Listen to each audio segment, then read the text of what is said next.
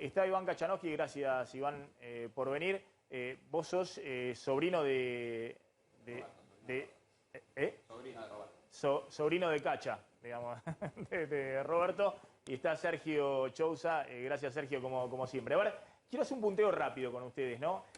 Primer punto, para poder hacer algún tipo de proyección para el 2022, ¿hay acuerdo con el FMI o no hay acuerdo con el FMI? Pues a partir de ahí, digamos, vemos los escenarios. Obviamente, me imagino que coinciden que si no hay acuerdo con el FMI... todo amplio en todo el frente político de que tenés que llegar a un resultado satisfactorio de la negociación. Uno tendía a pensar que en diciembre podía acelerarse un poquito esta parte final de allanar el terreno desde lo técnico. Se terminó retrasando un poco. Me parece que ahora apuntan todos los cañones a enero, inicios de febrero. Pero más allá del momento puntual, me parece que hay una visión compartida en todo el frente político oficialista de que este capítulo se tiene que cerrar para abrir otros. No es un resultado final, sino que es un primer paso para seguir ordenando la economía, ¿no? Iván. Sí, a ver, creo que va a haber acuerdo, no por convicción, sino porque no quede otra. No creo que el gobierno esté convencido de negociar con el FMI, sino que es más un instinto de supervivencia, pero que va a tener que cerrarlo y negociar, porque si no el escenario se pone muy complicado, porque si vos no cerrás con el fondo es defoltearle a países, no es como el 2001 que defolteabas a personas. Entonces ahí el contexto económico se puede poner bastante complicado. Entonces creo que en el timing sí creo que va a ser un poquito más tarde, pero que eventualmente va a haber un cierre y un acuerdo con el fondo, que es una condición necesaria para seguir avanzando, pero no suficiente para que Argentina crezca, ¿no? El primer punto, y ahora la seguimos, que creo que es la discusión principal, ¿no? La inflación para el año que viene, ¿no? Pues en términos de dinámica estamos hablando, bueno, hay acuerdo con el fondo. Después vamos a hablar si eso te blinda respecto a una nueva crisis cambiaria y a una disparada todavía más de la inflación. Pero bueno, ¿qué están viendo para la inflación para el año que viene? ¿Piso de 50% o arriba de ese nivel? Son fenómenos contradictorios. Por un lado vas a tener combustibles inflacionarios que no tuviste en este 2021, tema tarifario y tema cambiario. A todas luces va a haber otra velocidad de movimiento en el dólar oficial y eso por la vía de las expectativas o por la vía de los costos genera mayor pasajes a precios, pero me parece que también contrapesa un poco el hecho de que parte de la puja distributiva muy desordenada de este 2021 la podés llegar a ordenar un poquito más, ya sea por la vía de un acuerdo de precios que sea un poco más consensuado con el sector privado en esta reconversión del congelamiento en acuerdos, tanto como por la vía de que, bueno, había una etapa inicial, ¿no?, de la salida de la pandemia donde todos desordenadamente querían recuperar todo lo perdido durante no solamente la pandemia, sino los años previos, y ahora de a poquito eso empieza a moderarse por las dos vías, ¿no?, tanto trabajadores como empresarios. Yo te firmo hoy, con mucho pesimismo, te firmo hoy una inflación semejante a la de este año, a la de este 2021, porque creo que con inflación alta pero estable, no espiralizada, podés garantizar un año de recuperación de salarios. Sí, a ver, creo que hay un problema estructural de la inflación. Si vos agarrás los últimos 48, 50 meses, 30 o 30 y algo de esos meses fueron de 3% mensual o más. Entonces acá hay instaurada una inflación alta de 3% mensual que va a ser muy difícil bajar, que el año que viene vamos a tener un desafío de vencimientos de deuda en pesos muy complicado, que si no se logra renovar va a haber una presión para la emisión monetaria que te puede generar un estado inflacionario de 50% más, te diría, y creo que lamentablemente Argentina está acostumbrada y va a tener que seguir en esa situación lamentablemente de convivir con una inflación alta, que no se va a súper desbordar, pero que va a estar entre el 50 o el 60% tranquilamente el año que viene. Ahora la seguimos para ver qué puede pasar con los salarios, con el dólar oficial, con el dólar blue y las tasas de interés y sobre todo también el nivel de actividad, si la economía argentina puede seguir creciendo el año que viene y a qué tasa. Está Jorge Macri, que es... ¿qué tal, Macri? Muy amable por atendernos, como siempre. A ver, Jorge, no me está escuchando Jorge Macri. Ayúdenme con el cargo de Macri, porque ¿cuál es el cargo de Jorge Macri? ¿Es ministro de Gobierno en este momento? Ayúdenme. Ministro de Gobierno de la ciudad de Buenos Aires. Bueno, a ver si podemos chequear. Bueno, sí, chequémoslo. Bueno, contame qué está pasando en el mercado cambiario, Carlos. Bueno, Un dólar paralelo que está arriba de lo que lo habíamos visto en el día de ayer, 205 pesos en este momento, y como contrapartida de eso lo que está ocurriendo es que los dólares financieros que los habíamos visto en los últimos días justamente para arriba y encima de los 200 pesos, hoy están entre 2 y 3 pesos por debajo de lo que lo vimos la semana pasada, esto es entre 198 a 202 pesos, incluso el dólar llamado dólar bolsa está en 195 pesos en estos momentos. Eso tiene que ver con que hay algún flujo de dólares que está viniendo, digamos, de argentinos que tienen la plata afuera, que está viniendo hacia la Argentina. Para pagar menos bienes personales. Básicamente para pagar menos bienes personales. Recordemos que hay una tasa diferencial de bienes personales si los fondos están en el exterior, es más elevada que si los fondos están acá. El fin de año también, obviamente siempre se ve un aumento de los depósitos en dólares en el sistema porque los dólares que están en la caja de seguridad pagan bienes personales, los dólares que están en caja de ahorro en dólares no pagan bienes personales. Pero más allá de eso, lo que vamos a ver durante este verano es un verano con mucha volatilidad, que sí acordamos con el fondo, que no acordamos. Bueno, a ver, con Iván Kachanowski y con Sergio Chousa completamos el panorama. Habíamos hablado de la inflación, con el piso del 50%. Repasemos el resto de las variables. Cuando hablamos de inflación, inmediatamente tenemos que hablar de salarios. ¿Qué están viendo para los salarios, Iván, para el año que viene? Salarios, jubilaciones, todos los ingresos fijos. ¿De nuevo atrás de la inflación? ¿O hay la posibilidad de que haya algún tipo de recuperación del poder de compra con estos niveles inflacionarios? Lo veo difícil, me parece que lamentablemente los salarios van a seguir corriendo detrás de la inflación porque la inflación va a seguir siendo alta y la inflación va a estar probablemente más alta de lo que esperemos y los salarios van a tener que ir corriendo de atrás. Y ni hablar si lo tenés que medir en dólares, ¿no? Que el mercado cambiario después todo otro tema. Sobre todo también porque no estás en año electoral, donde vos ves siempre una correlación entre la recuperación del salario y las elecciones. Me parece que sí se va a hacer un esfuerzo más grande en el 2023, hay que ver cómo llega la economía, de que el salario se recupere, pero si no lo lograron hacer mucho este año, que era electoral, me parece que va a ser mucho más difícil el que viene, que no está el incentivo político y que la inflación va a tener una presión mucho más alta de la que imaginamos. Chousa. Bueno, primero una referencia de 2021, con números a los primeros 10 meses del año. Tenés una recuperación promedio de los trabajadores registrados de la economía, públicos más privados, de 2,9% contra la inflación.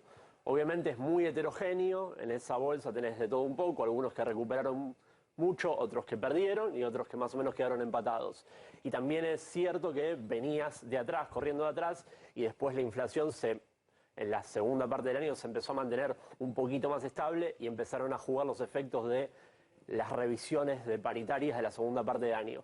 Me parece que vas a quedar con un poquito de esa inercia positiva para 2022 y dependerá un poco cómo viaje la inflación, ¿no? Si tenés un sablazo de tarifas y de una devaluación en los primeros meses del año, también vas a volver a correr de atrás y en algún momento del año se va a empezar a regularizar. Ahora, tenés una economía altamente indexada, ¿no? La fórmula jubilatoria también te ayuda con esa indexación. Todo dependerá entonces si la inflación se acelera o de a poquito se empieza a moderar. Sí, y también obviamente Guzmán al poner 33% de inflación en el presupuesto está buscando, digamos, algún tipo de convergencia en las paritarias a la baja la primera parte del año, pero hay una gran discusión respecto a cuál va a ser la referencia de la inflación para las paritarias, ¿no? Guzmán dibujó en el presupuesto, puso 33 la inflación y 38 los salarios, ganando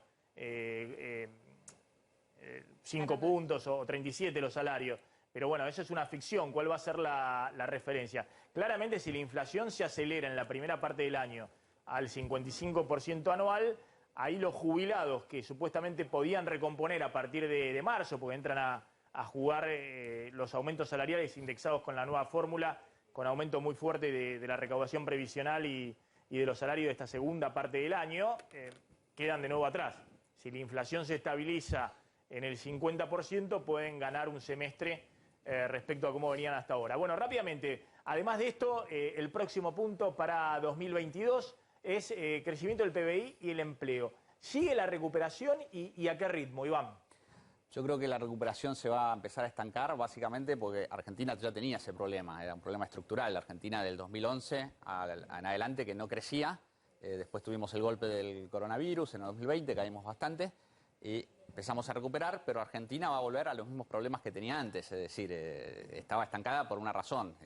El problema de Argentina es de carácter estructural y como no se encaran reformas estructurales, va a volver a ese estancamiento, lo más probable. No veo cambios de fondo, no creo que el Fondo Monetario exija cambios muy profundos tampoco, entonces me parece que ese estancamiento de los 10 años que mencionamos del 2011 en adelante se va a repetir, va a empezar a repetirse a partir del año que viene, terminando esta recuperación parcial. Sergio. Sí, yo veo dos fenómenos encontrados. En términos estadísticos te deja un piso importante el arrastre de este año, ¿no? Por el mes ese que la economía estuvo relativamente congelada. Me da un poquito de miedo, sí, lo que puede llegar a pasar las primeras semanas, los primeros meses por este pico de contagios, ¿no? Si bien uno tendería a pensar que no van a haber cierres masivos, sí puede jugar algún fenómeno de autorrestricción de la gente que diga, bueno, para no contagiarme no voy al cine, no voy al teatro, no hago determinada actividad.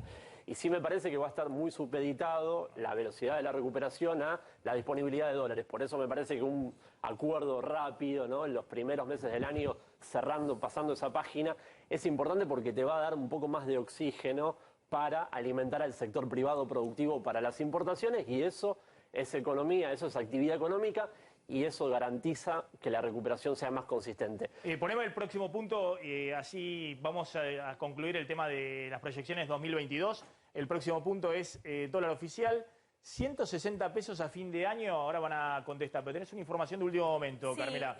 Hubo un brindis en el que participó el presidente, un brindis con periodistas, donde anunció que efectivamente se va a extender la emergencia sanitaria, pero que no se van a implementar restricciones a la circulación o restricciones a las provincias. Esto es el brindis que realizó el presidente hace instantes nada más.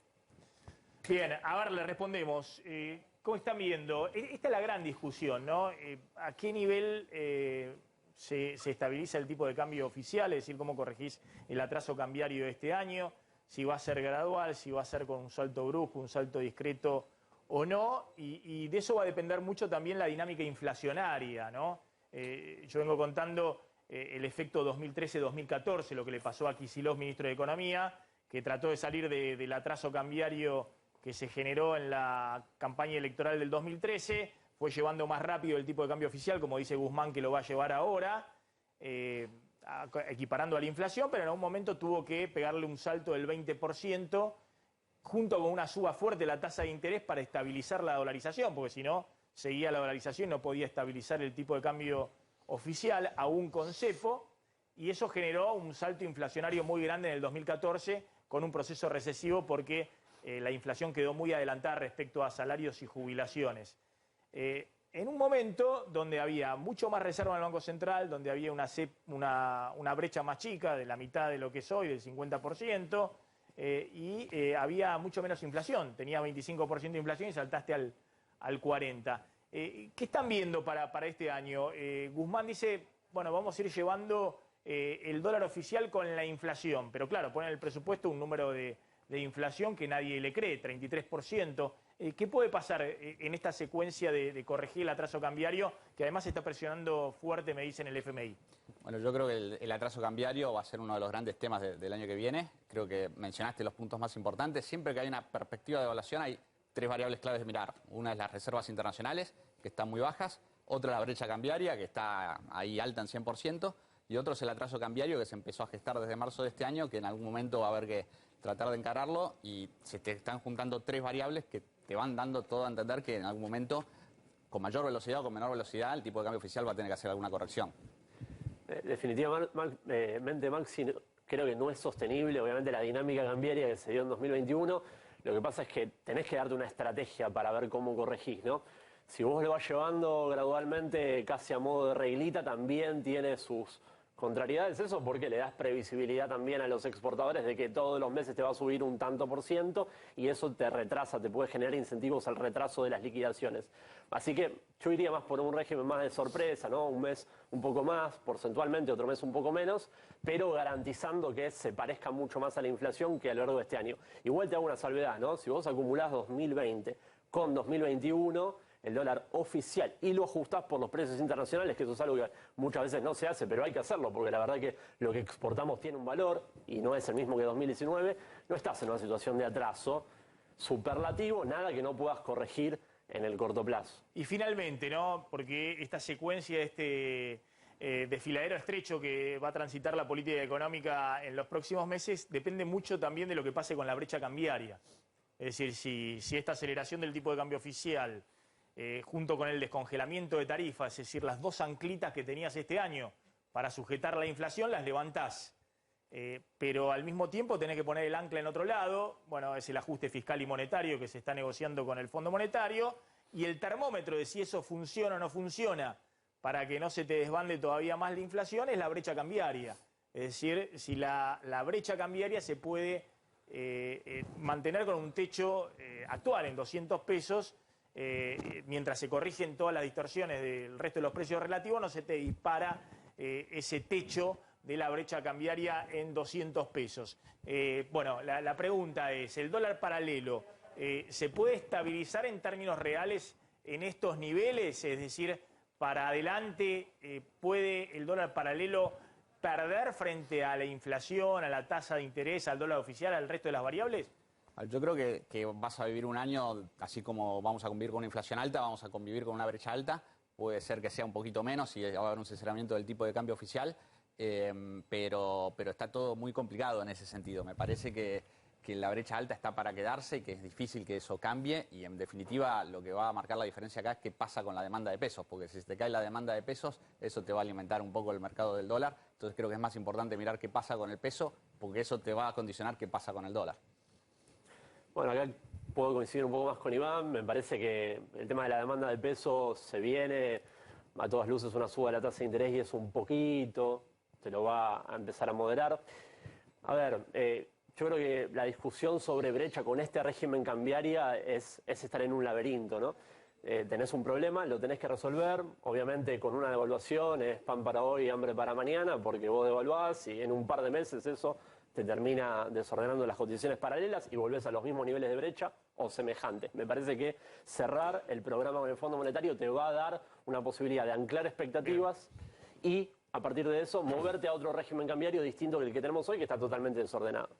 Gracias a los dos, muy amables por haber estado en el programa. Un poco saco de conclusión que ese va a ser el gran termómetro, digamos, de lo que pase el año que viene. Si el programa con el fondo funciona mínimamente, esa brecha cambiaria debiera achicarse. Si se te movió todo para arriba, es que el programa con el fondo fracasó y vas a una dinámica compleja desde el punto de vista de la economía real.